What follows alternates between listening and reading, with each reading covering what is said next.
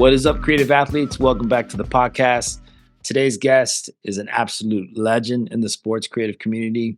We're going to talk about his background, his history on what he had to do to get into sports. We'll talk about his philosophies and his techniques on logo design. And we'll even talk about the logos he's worked on and some logos that probably need to be redesigned. Before we get into that episode, though, a quick reminder that MLC Connect, the annual sports creative conference, is just a few months away. If you haven't already registered, do so soon before registration closes. This year is going to be at Ford Field, home of the Detroit Lions. We have a lot of conversations like this, except they're live and in person. So you get to talk with your peers, your mentors, and a lot of folks who are changing the game of sports design, video, photography, motion graphics, all of the above. With that being said, let's jump into the podcast. What is up, creative athletes? It is Chris and Ross, and we are here with the very special guest, Todd Radom. I want to introduce Todd with a formal introduction. He's probably not used to this because we usually high five, give dab, and give some hugs, but we're going to do it anyway. Todd Radom is a designer, a sports brand expert, and a writer. He is a world-renowned graphic designer. He has touched many famous brands in pro sports, and we'll get into that, which is a plethora of sports logos. He's also the author of Winning Ugly, a visual history of the most bizarre baseball uniforms ever worn. He's a regular contributor to ESPN's Baseball Tonight podcast. He's also just a good friend. So, Toddfather, welcome. What's going on, man? Gentlemen, so good to see you. I think the last part is the lead story there. Good friends. Great to see you guys. Happy to be here. Yeah, absolutely, man. Great to have you, man. If you guys haven't noticed, we reference Todd as the Toddfather. It's a nickname he did not give himself. And it's just obviously a play on words there. But, you know, when it comes to logos and identities and all the things that pro sports stands for, Todd definitely is a godfather in the game. So, you know, we I don't know who made it up, but it's perfect. And you are the Toddfather, man. Much respect to you. I feel at this point in my life, I've earned that. So I embrace it. And it's all good. And it's something that listen, we're branding people. That's part of my brand. So I'm great with it.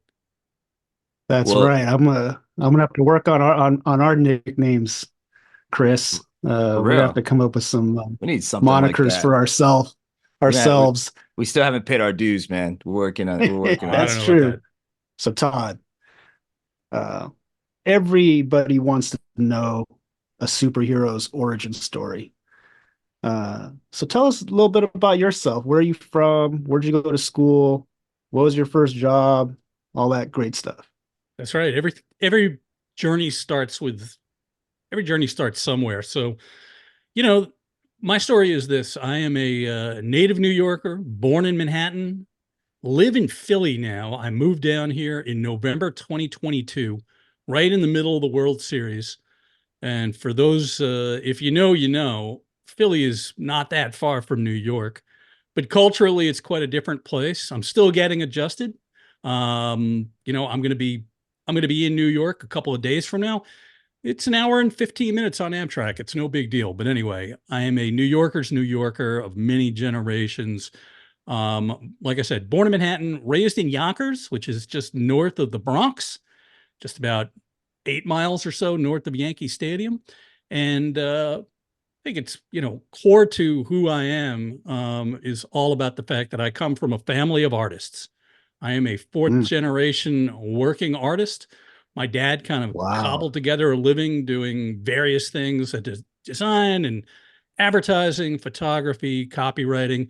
His father, my grandfather, was an illustrator and a fine artist back in the days when you could make a decent living doing that, you know, and his father was a muralist, a sign painter.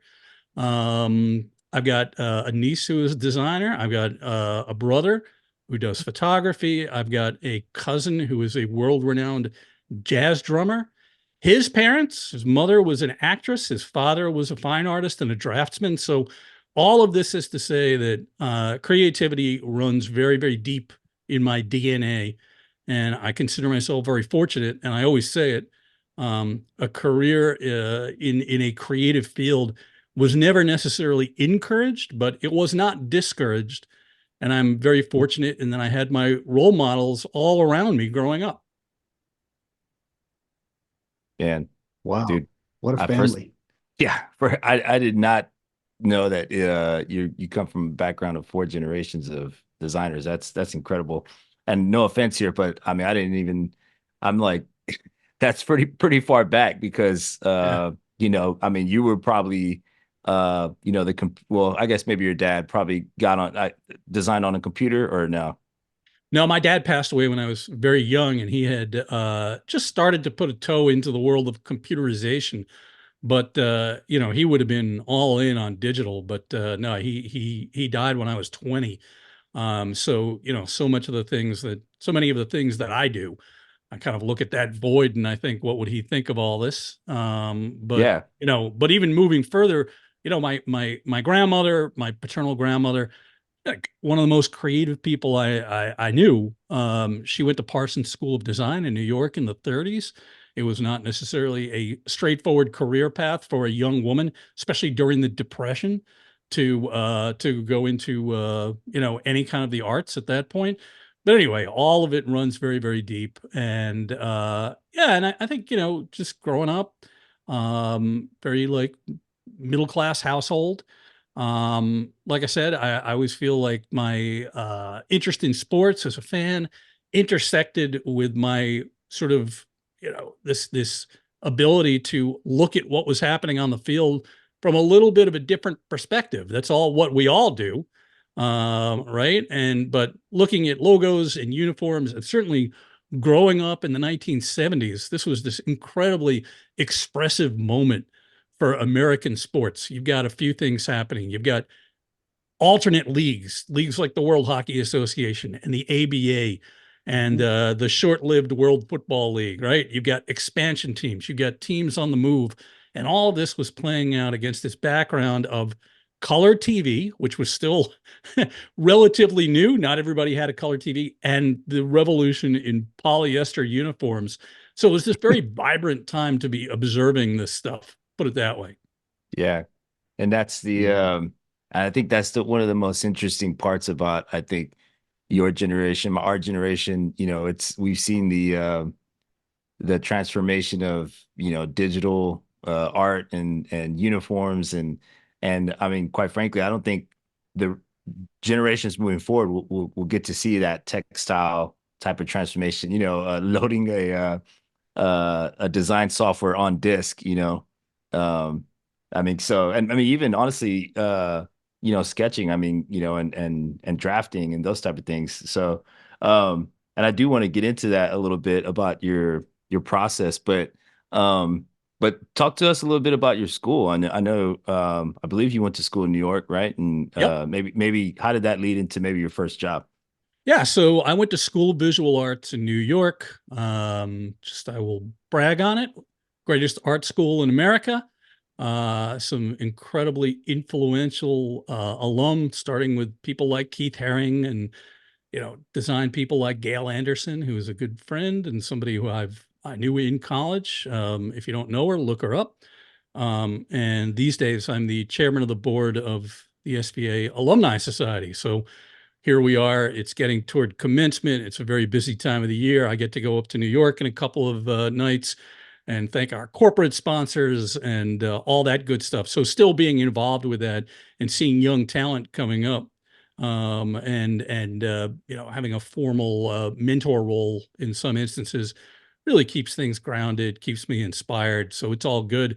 And it was an incredibly formative experience being in art school in New York from 1982 to 1986. I saw things that Mm. were astounding I in bet. so many ways. And I met people that I'm still friendly with who, a very close group of friends who, again, continue to inspire. But first 2 years there, I lived at the YMCA on the corner of Ninth Avenue and Wow. 34th Street. talk about seeing some things and being part of some things. So just a block behind Madison Square Garden, SVA, 4-year program. And, I started out, I think, knowing that I was going to get into, I was not going to be a fine artist. That was for sure. But the foundation classes there in terms of painting, drawing, photography, and of course, this is, several years before things went digital, all inform what I do today. By about third year, I'm going to be a graphic designer. There's no question. I'm interested in advertising. I'm interested in illustration, something I'm still interested in today. But all roads were leading toward a career in design. And, there were a lot of possibilities back then. So just briefly, I graduated there, and I went into book publishing. So this is really several years before sports design was even a thing. Yeah. So my first couple of jobs out of college were full-time positions. My last job was at Penguin Books. So I'm working in a department of something like 8 to 10 people, and we are banging out book covers at a prodigious rate. So I've probably designed 1,000 book covers in my life. And book covers Oh are my actually God. pretty awesome because they're like little posters. Every Yeah. designer loves posters, right? So you've got typography and illustration or photography in there, and they're meant to sell, right? This is very aggressive stuff. And at the same time, I am freelancing. I am hustling. I'm in New York, which is, the epicenter of everything in the creative world at that point. I'm not so sure it is anymore. But at that point, between advertising opportunities, publishing, both books, magazines, I am going at it. And I am working, with ad agencies on blue chip content, stuff like the AT&T account, American Express. And I was doing a lot of hand lettering then when it was actually hand lettering. It was a very valuable thing. And I was making great money back then. I mean, I just think about it now as like a 23, 24-year-old kid. It was crazy. And dropping off your portfolio, which was literally a box with printed examples of your work. Yeah. I had one of those. And just making it happen. And they were really fun years. And in a lot of instances, I was working with friends of mine who I attended college with, who were working in, again, publishing, advertising, financial, all kinds of stuff. And so, man, living in New York City in the 80s. Oh, making some money. I mean, making money and doing those lunches. Ross, I'm telling you, I was in New York last week, and I walked by a fairly legendary place. So people who are listening, who are New Yorkers, might, the Chelsea Hotel on West 23rd Street, very famous literary haunt. That was a block away from where my office was. And I had a boss at the time who was, let's just say that he was partaking in all things 1980s. And I remember going to the El Quixote restaurant in the Chelsea Hotel and drinking a bottle of tequila with him at lunch. And those were the days. You don't do that anymore, but it was very memorable and, again, formative in terms of what I'm doing today, what to do and what not to do, as a matter of fact. Well, you definitely have to go through that. That scene kind of sounds like something out of like an 80s movie, like Crocodile Dundee or something. Oh, yeah. You've spoken on this, in our conversations at Connect and just talking casually, but you've told us about how, the name Todd Radom is so associated with sports now, specifically baseball, but you've done work for all kinds of sports. I mean, you're known as a sports designer. How did that happen? Because I remember from our conversations, it almost happened by accident. Yeah, I'm a big proponent, Ross, of the fact that sometimes it's always good to be good, but sometimes it's better to be lucky. And if you could be good and lucky at the same time, born at the right place at the right time, it all converges. Let me back up for 1 second, and then I'll get into the sports part. But one of the areas that I was dabbling in pretty big at that point, where I was really hustling and freelancing and doing all this stuff, was streetwear. I was working with brands like Guess Knitwear, these garmentos, as they call them in New York. And there too, just banging out designs for $50, $75 a piece. And, I still do this kind of stuff for more money, thank God. But working with labels like Supreme now, right? I mean, it kind of like goes all the way back to something I was doing 35, 40 years ago. But as it relates to sports, it was this golden moment in time. So you think about even, from a historic perspective, what was happening in the late 80s and early 90s in sports. It kind of tracks what I was talking about a little bit earlier, having grown up in the 70s. In the late 80s and early 90s, leagues are expanding, right? So you've got every pro league in the United States is expanding by 2, 4, 6 teams in the case Wow. of the NBA, right? And at the same time, there's this convergence between streetwear, fashion, and this tacit appeal to youth, right? Focus groups and looking at all this stuff because merchandise is just moving, right? And you're thinking about who is moving this merchandise. Well, it's this moment that Michael Jordan and the Chicago Bulls are doing what they're doing. It is a moment where the Chicago White Sox roll out a new brand in 1990 that is immediately picked up upon by the hip hop community and transcends baseball. Wearing a White Sox cap just moved that franchise and sales of their merch Right. into a completely different place. And amazingly, leagues and teams really didn't have any, for the most part, internal firepower to do creative. Now, let's be clear, creative at this point was all about print and it was about licensing. It's a moment before anything digital. The internet really was not a thing. My first modem I bought was in 1993. It took like 2 hours to send a little 48K font from New York to Baltimore or something, right? Wow. So Oh man. everything is still hands-on arts and crafts. And the NFL had traditionally had an internal creative services department dating way back to the 1960s. They were way Wow. ahead of the curve. But at this point in time in the early 1990s, MLB, the NBA, and the NHL are starting to open up their own creative services departments, and they needed muscle. They needed talent, and there was nobody doing that. I always joke about the fact that if we had had the equivalent of a Connect conference in 1990, it would be like 5 guys. They would all be guys. They would all be white guys, and we could do it around. If Starbucks existed then, we would have done it then, but it didn't exist, right? Jeez. So being at the right place at the right time was really what it was all about. Specifically, I saw an article in a magazine about the fact that MLB was opening up its first creative services department. It was like Business Week or something, right? Always looking for new avenues to freelance, to make money, to do my thing. And again, back in those days, you had a portfolio. It was literally a box with, as I said earlier, printed samples of your work mounted up on 15 by 20 black mat boards. Yeah. And all these ad agencies, publishing companies, all these people, they had their own policies. You could, and I'm going to paraphrase here, drop off your portfolio Mondays and Wednesdays before 10 a.m. and pick it up after 4:30 p.m.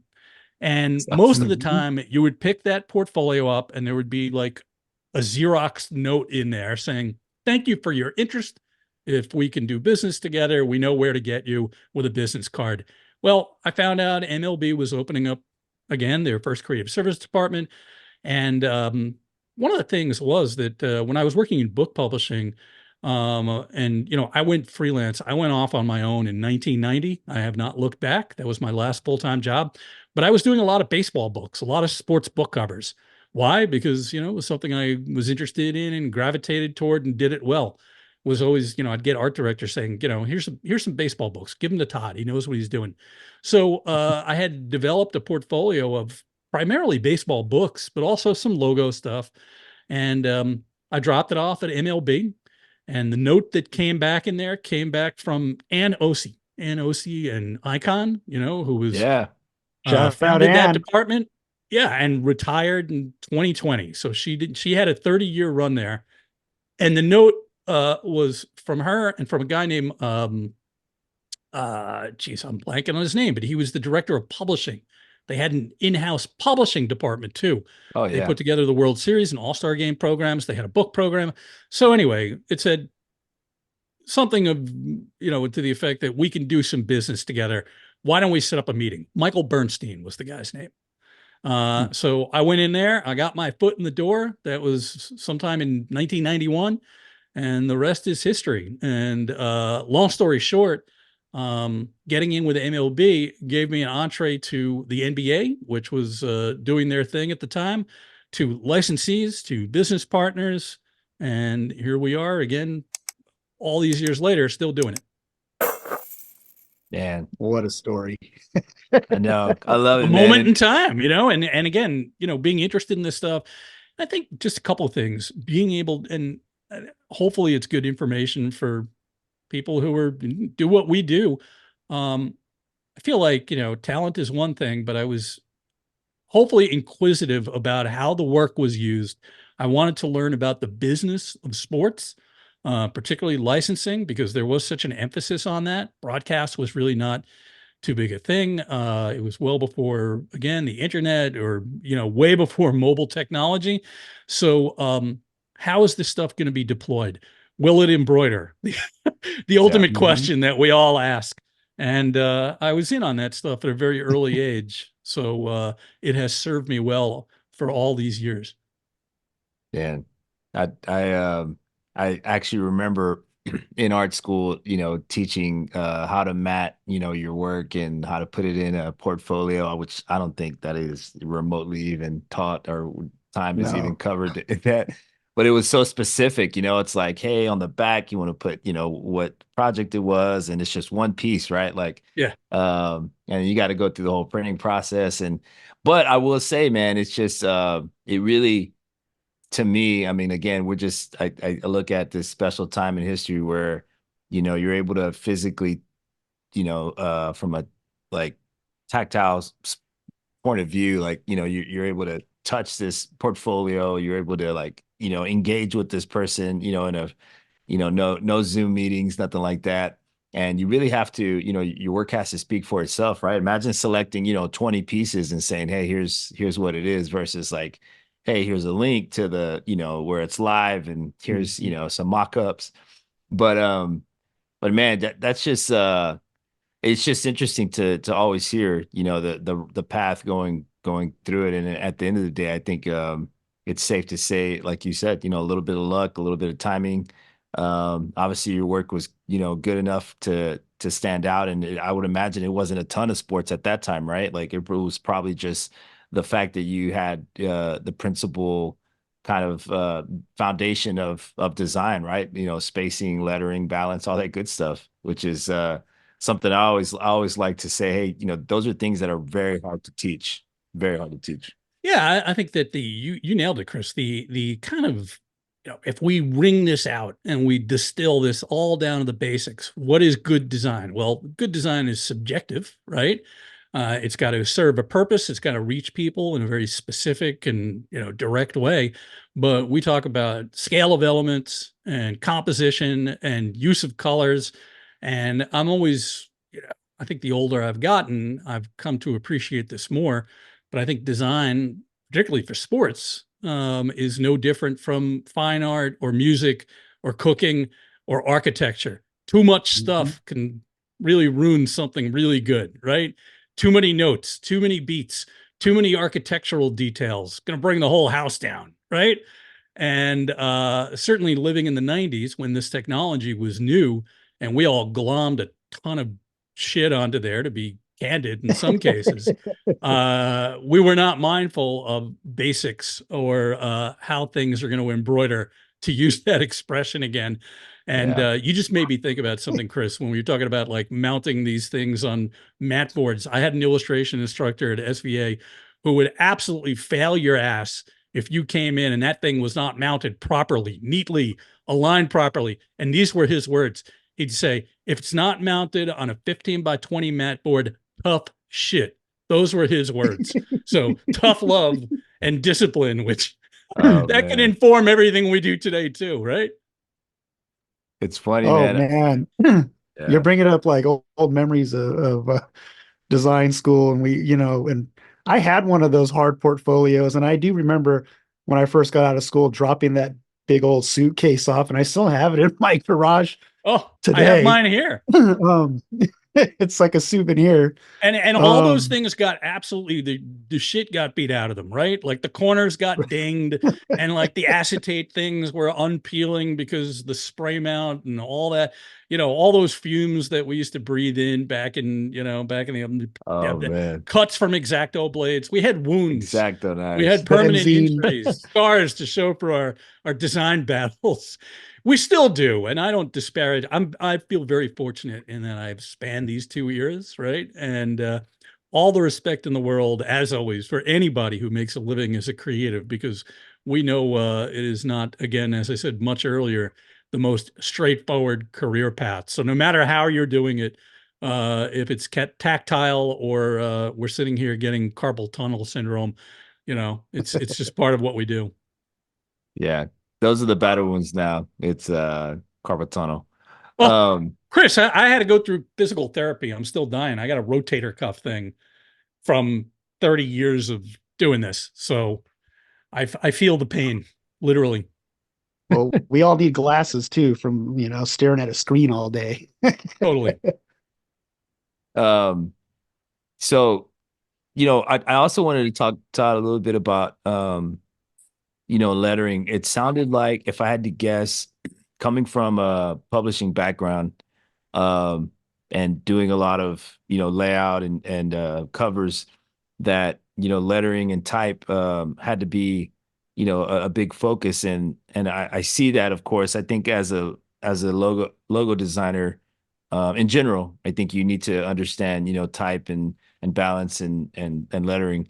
But I just kind of wanted you to talk a little bit about that, and then maybe a little bit about why a team's mark, it's so essential to a team's mark, and why is a team's mark so important in the grand scheme of things. And we're talking about a brand new mark, or a complete construction.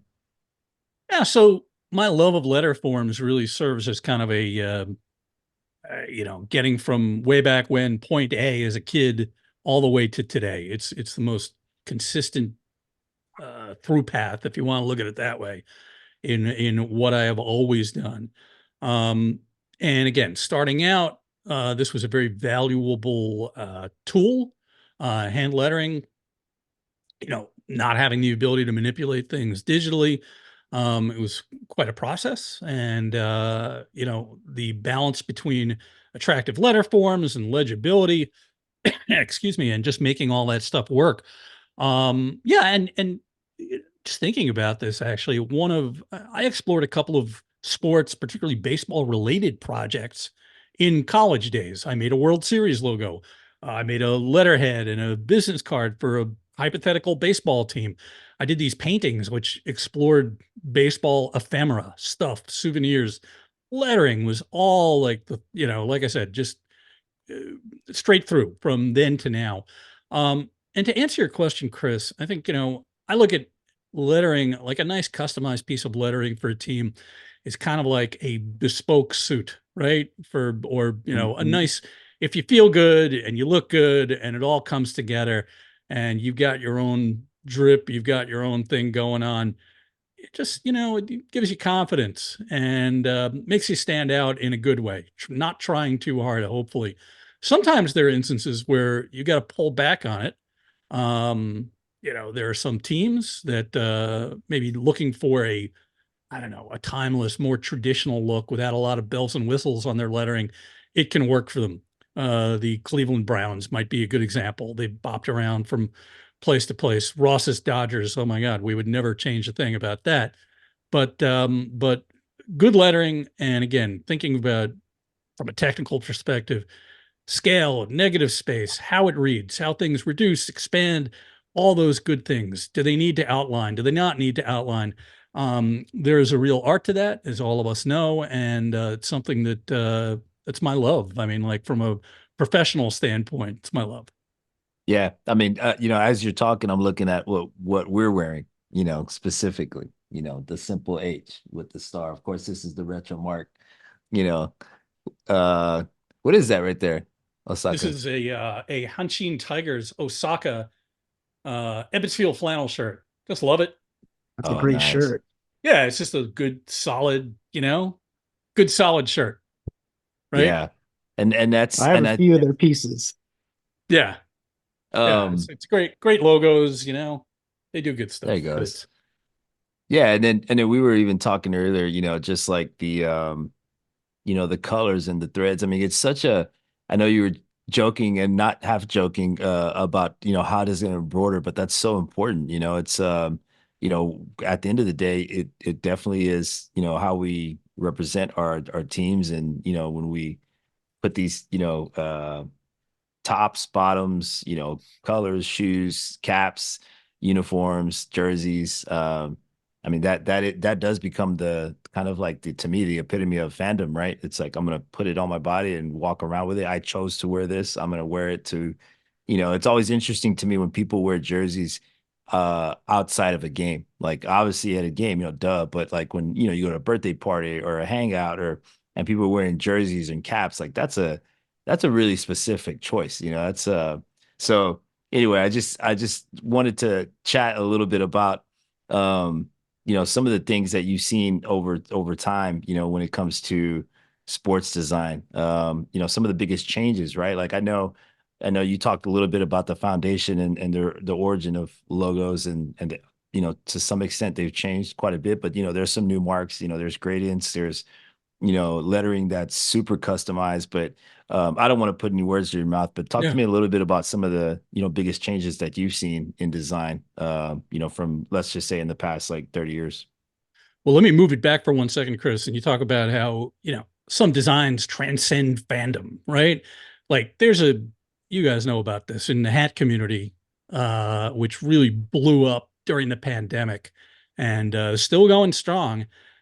You've got a ton of Mhm. people who just love logos, right? They're not sports fans. They're not, they can wear that interlocking Dodgers LA in Houston, Chris. Huge Yeah. fitted hat community. Like this is relatively new. And people just love this stuff. And again, it has nothing to do with, anybody knowing what Freddie Freeman's batting average is, or, how many hits Altuve has in his career. Looking at your Dodgers and Astros, right? Has nothing to do with that. It's just good Mhm. logos. And I always say it, and I'll give you an example. I gave a talk a couple of months ago to the Philadelphia Flyers fan club. So these are season ticket holders. These are these diehards who show out for every game. It's a franchise that people are passionate about, but they haven't won a Stanley Cup in a half century. And I gave them the story of basically my creative life. I literally do a presentation called The Creative Life. And I emphasize to them, and these are people that don't think about it like we might, that sports fans, as I always say, are the most ardent brand loyalists on earth, because sports fans turn out Yeah. and they wear their logos, they tattoo their logos on their bodies, and sometimes, right? I mean, it's like, and I think really importantly, um, quite often these traditions are passed down generationally, right? So like Ross, your Dodgers, right? Chris, the Mhm. success of the Astros in Houston, right? I mean, like even seeing the Houston Oilers stuff. The Houston Oilers haven't existed for 3 decades now, but that Columbia blue, and it's such a hot look, right? It still resonates with people who never saw them play on the field. There you go. I mean, it's like, right? I mean, it's just simple and honest. Man. If you could see behind me, I've got a Hartford Whalers logo sheet, which was given Oh to me man. and signed by Peter Good, the man who created the Oh, Hartford Whalers logo. And it was a gift to spend a day with him. He passed away last year, but he gave that to me. He said it's only one of two in existence, so I treasure that. But the Hartford Whalers logo, right? It's a so classic, and good. this Yeah. team hasn't So played a game in 27 years or something. So anyway, yeah, I mean, like there's hardcore fandom, there is fashion, there is popular culture, and kind of maintaining this, one more time, a through line that connects all this stuff and resonates with people, and it's global too.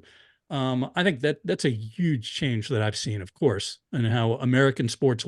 One thing America exports well still is popular culture, and Yeah. sports is right at the fore. Yeah, Well, it's you're so right about that, Todd. And that the it's crazy to the extent that people and fans will go through. As a designer, it's kind of crazy to think that some of your work is tattooed on someone's body. The tribalism just goes crazy. I mean, you know, at any given Dodger game, I could go outside and see a bunch of LA tattoos. I've even seen an LA logo tattooed on somebody's head. Yes. Uh, um, Well, so it's the symbol of your native city, Ross, right? I mean, like, absolutely. it again, it transcends sports, culturally. It's a thing that, and this is the power of sports, which we peel it off from the design part in terms of uniting communities. If you're part of a sports team Mhm. at its absolute best, especially in like a fractured America right now where nobody agrees with on anything, um, being a sports fan or a fan of a particular team, it's not going to ask you what your income is, what color you are, how old you are, Mhm. any of that stuff. You are accepted unconditionally. And the reverse holds true also with our great rivalries, right? You're probably not wearing a lot of black and orange, Ross. Not particularly, No, no. it's a good look, but maybe Um, not on you. it's good for Halloween. Yeah, yeah, at maybe. Todd, help us settle something. I've seen this argument on social media when it comes to sports logos. And you've worked on logos for all different types of sports, baseball, basketball, hockey, football. Now, is it necessary to feature that sports ball or some other element like a bat or hockey stick in a sports team's logo of that sport?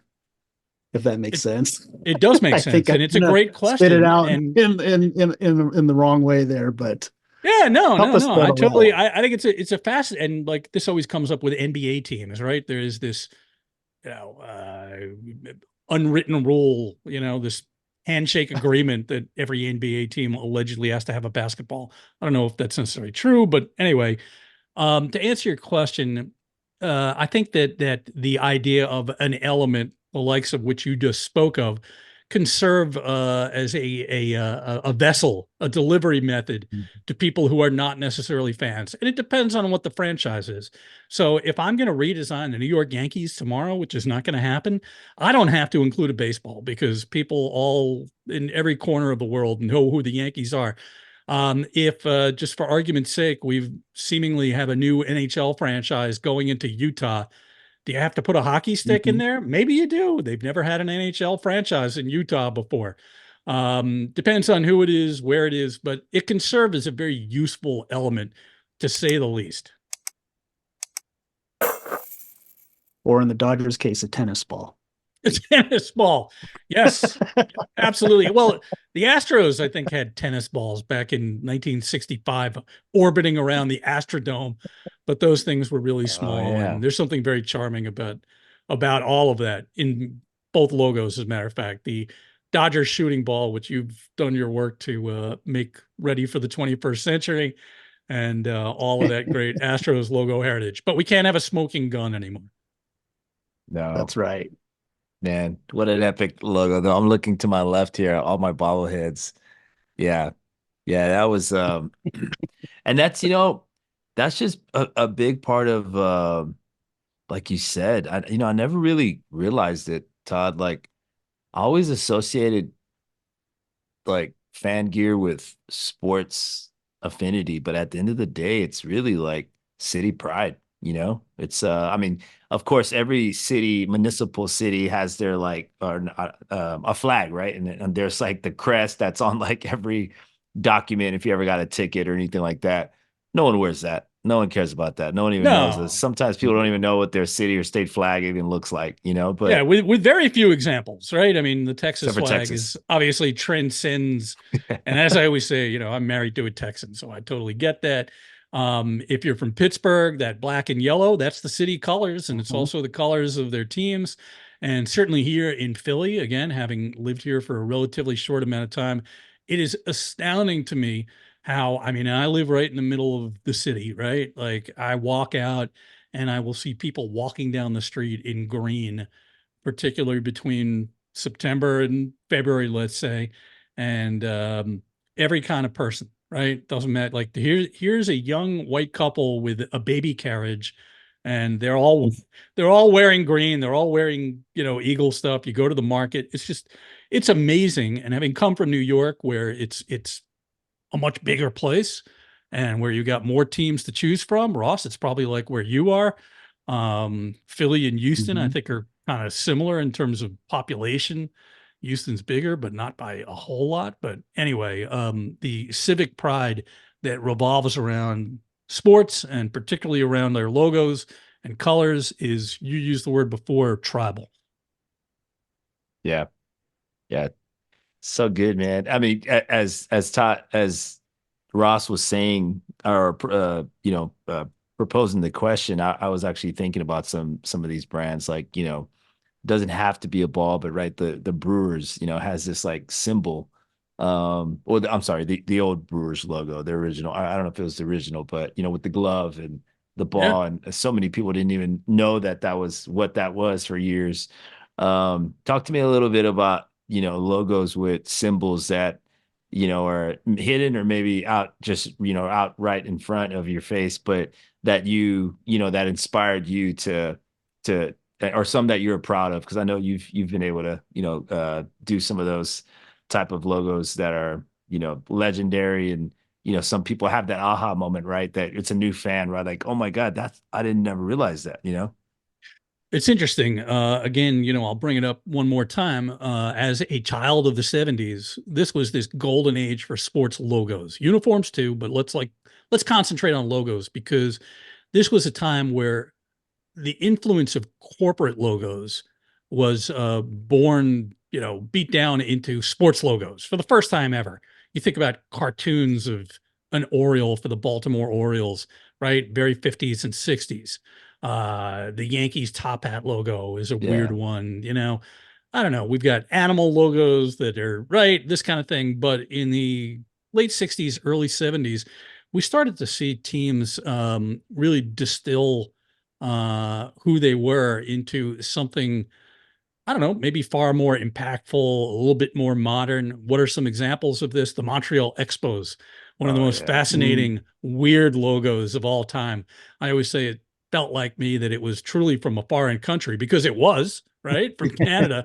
But another Canadian team, the Toronto Blue Jays, also on my wall behind me, I've got the man who was responsible for that original Blue Jays logo from 1977, which is really, kind of a modern classic. Richard Walker. It's a gift to know him. I've got something autographed by him back there.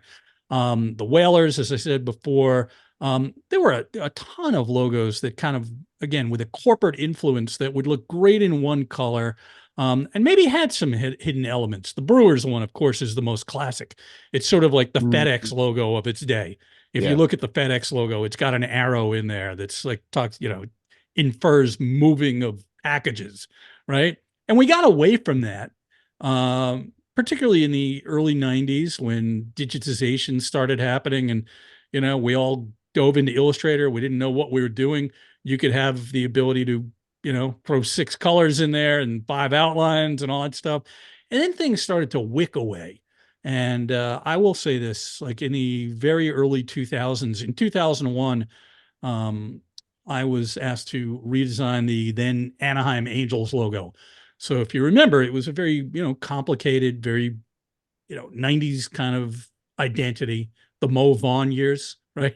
With a lot of color and a lot of The wing. outlines, metallics. And sort of at that point, I kind of intrinsically knew that kind of getting back to basics, back to the essence of, those 70s logos, but maybe with some dimension and, the ability to, kind of have some teeth to it, but not go all in. That's where things were going. And everything kind of devolved at that point. Things really started to kind of peel off and go backwards a little bit. And it's interesting because it presaged, if you want to look at it that way, um, a mobile world, a world where we deal with this stuff every day. Think of our work and how it needs to reduce the size of an avatar, and then blow up to mammoth proportions on, these gigantic displays in stadiums and in arenas. So kind of getting back to basics was necessary, and it happened at the right time. Man, Yeah. Now, let me ask you something about, let's take people behind the curtain a little bit, Todd.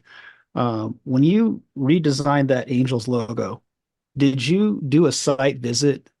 Because I have this conversation all the time with other logo designers, and if they're designing a logo, let's say it's for like the All-Star game in Atlanta, they feel it's necessary to visit Atlanta, see the region, and meet people and see landmarks. So, did you visit Orange County during that process? And just in general, do you feel like when you're working on a logo that the site visit is an important thing? So to answer your first question, Ross, I did not visit Orange County. It was not as much of a Oh, thing then. But I had been there before. And I will say this, I have a group of buddies who I referenced before that I went to college with. And in the 80s, we would pile in a car and we would drive from New York to the Midwest. We'd hit 5 baseball games in 5 days in wow. Chicago, Detroit, Toronto, Pittsburgh. We would drink ungodly amounts of beer and eat bologna sandwiches and stay in shitty motels. And then it was again before the internet. You'd have to get a copy of USA Today and look at the schedule. So the Hmm. idea of visiting, and the idea of the fact that every fan base is different, pretty much every city is different. That was driven into me a long, long time ago. So in the case of the Angels, no, but it did make a hell of a lot of sense having been there before, knowing that you had this mammoth A with a halo on it sitting right outside the Right. stadium, that maybe you want to embrace that again. It's a good symbol for an area of which maybe there are not a lot of civic symbols, right? Rolling down Hmm. Harbor Boulevard in Orange County, kind of a thing. So The 57 freeway. yeah, exactly. Right. A lot of like tile places on Catella Boulevard or whatever. But I am a huge proponent of the fact that, yeah, you've got to get out there. And I don't know that you necessarily need to eat the food and go to the bars, Hmm. and it's kind of fun, but that's not really where it's at. But site visits, particularly of stadiums and arenas, is really, really Hmm. important. Getting a sense of place, right? I'll give you a good example. San Diego. San Diego it's a beautiful place, and it's all about the weather and the vibe there, but it's a really hard place to distill down into a specific symbol. If you're talking about That's Washington right. D.C. and you've got the Capitol Dome, which maybe has become something a little bit different in the last few years, or LA with palm trees, or Houston the way it is, right? Like, San Diego was a tough thing to embody from a visual perspective, having worked with the Padres and worked on the 2016 All-Star game logo. So I paid a visit out there with my buddy Bill Frederick, Fan Brand, somebody I've known and worked with for 30 years. We went Shout out to out San Bill. Diego. Yeah, we tried to like get to what is San Diego. We found these like neighborhood signs, right? You know it, right? Like these arching neighborhood signs. And they kind of glued the city together in a lot of ways. So we wound up featuring that in the 2016 All-Star game logo. It's not always evident, right? You don't always have an iconic skyline. Here in Philly, you could put the Liberty Bell on something, people are going to get it. It makes sense. Maybe it's done a little bit too much. Maybe it's not enough. But not every place is like that. So those site visits are very instructive and kind of fun, and you get to get into the heart of a franchise too. as you mentioned that, I'm gonna pull something off my wall here. So give me about 5 seconds because you sent me this print one year and you were doing these amazing prints of logos and the symbols around the cities. And I don't know how many you did, but I was wondering if you can talk about that because you know, when I looked at it, I thought, man, these prints embody exactly what you're saying. These landmarks or this culture around a city that's so hard to kind of pinpoint. I mean, without having something so obvious. I'm gonna grab it here, and Yeah, I know you know what I'm talking about. You I know signed it. exactly what you're talking Yeah. about. So, in both Houston and Los Angeles, I had done these, just kind of like a little side project, right? getting into typography and maybe some vintage graphics, which is something I've really always loved. But Houston, and Chris has got it. What is Houston, right? And what is, I don't, especially if we're not talking about sports. Well, the Astrodome is the symbol to me of Houston because it embodies the can-do spirit. We're going to defeat the elements. We're going to build the first completely domed stadium. We're sending people to outer space, 1960s. It's a cool thing. Real quick, I'd mentioned my father before and how at one time he was a photographer. In 1973, he shot the Billie Jean King Bobby Riggs Battle of the Sexes tennis match in Houston. No Right? way. Yep. No way. Yeah, I have his pass here still. It's a really It's cool so thing. cool. So I just remember him talking about the Astrodome, and you'd see it on TV, but unfathomable if you didn't go there. Yeah. So anyway, Houston is this big city that dreams big, and it's got like multiple skylines. I was just in Yeah. the airport there like 2 weeks ago, right? I mean, all this stuff. It's quite different from where I'm from, to say the least. And where I'm from is quite different from a place like Kansas City. So anyway, kind of like digging in and doing the research and like thinking about what makes one place different from another really rose to the top in And considering those poster designs. and what's so cool is like there's really no logo on it, but like immediately you understand, as a fan what this represents. I mean, of course you compare this, and this, and it all makes sense. Uh, but yeah, man, those are, to Ross's point, some of the real difficult things when you're tasked to, especially a minor league team, right? That's not so prevalent like LA, Philly, or Houston. It's like, hey, it's Fayetteville, or Yeah. Amarillo, just these towns that are um and that's definitely, I know, haven't worked on some before. It's just, yeah, that's the first thing that comes to my head. What does this represent? What's what type of animal is prevalent in this area? um Yeah, Talk to and us. like, listen, you're saying it, but in a world that is devoid of authenticity at times, right? Where you talk about an airport, every airport looks the same pretty much. Every place has a Starbucks. Right. The world Mhm. is flat, as the expression goes. To reach people, fans, people who aren't fans, whatever they are, with some degree of authenticity, particularly if you're not from there. It takes work and it takes some intellectual curiosity. And it's always a fun exercise. I love the research. I love to travel. I love to imagine transporting myself to a different time and place sometimes, right? So that's it. And Ross, I mean, or Chris rather, and you talk about Houston. I did the logo for Super Bowl 38, which was played in Houston, and this is one of the last ones that were untemplated, right? So we had futuristic looking letter forms in there, those elliptical shapes, which really speak to the space program, which is really, very core to, what Houston's spirit is all about. And ultimately, the NFL wanted, these kind of old West shapes, well, letter forms, right? I'm like, well, Houston isn't the old West. Dallas is almost the Fort Worth. We get into the West. Houston is a place where it's almost more Southern than Western, so you start to think about these things, and you can overthink these things too, but sometimes those visual cliches help to reinforce the messaging. Yeah. That's So right. good, man. And those prints are still available on your website. Is that correct? They are. They've been up there for years. I don't, like they're kind of fun. They've maybe run their course. Every designer, I think, no matter who you are, should have a little bit of a side hustle, right? Where you can generate your own income. So I've got some stuff like that on my website. I've got some new stuff I just haven't had time to put up there. Here's the interesting thing. I actually did these posters for Chris Stapleton, the country singer. Yeah. These tour posters. So he's playing in Houston. He's doing these stadium tours. So I've got all these great silkscreen prints that I'm going to be putting up there pretty soon. He's cool and authentic. Talk about authentic. So kind of melding that together with a sports look was kind of an interesting challenge. Speaking of outside of sports, You design so many things, Todd, when it comes to just iconic marks and franchises. And if this is your first time meeting Todd, please Google Todd's work.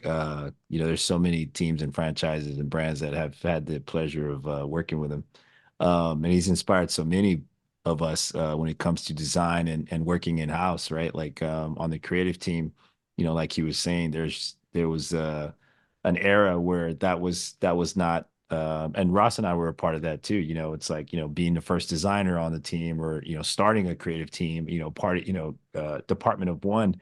But you've done so much of your work in sports, and we're going to stay on sports. But I am curious. You talked a little bit about Stapleton, and of course, we know you've done stuff for other brands as well. What's a project that kind of um, was interesting to you that when you step back and maybe it wasn't a sports design project, but it was a logo or a uniform or that you step back and said, okay, that was cool. That was not something that I thought I would be working on. Because I mean, you're so connected in so many industries, but I thought that's something I'd like to ask. Just maybe there's something that pops into your head.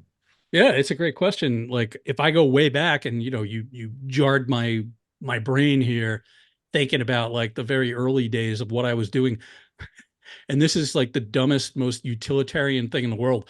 But I designed like some of the first phone cards. So I used to buy these like, prepaid phone cards back in Oh, the 80s, yeah. 90s. I designed the first American Express application form in like this short form, right? Like just the weirdest shit in the world. I designed a book cover, which I will tell you about off podcast, which because it was very controversial and Wow. like literally like bomb threats at one Oh point, man. like working in Wow. house. I just designed something really cool, which both of you guys know. I work with Ice Cube Yeah, Mhm. big on three. Big Three basketball, and Such a he was cool recently honored franchise. by the Basketball Hall of Fame. So it's sports related, but not sports related, with a humanitarian award, and it's about utilizing basketball for community good. And he had asked me to design the exhibit there and to create the trophy and go have it made. And his mandate is it's got to look cool. And so I just did that in January. Um, Utilized my trophy manufacturers who do the Kentucky Derby trophy, right? These artisans in Rhode Island, they do our Big Three trophy too.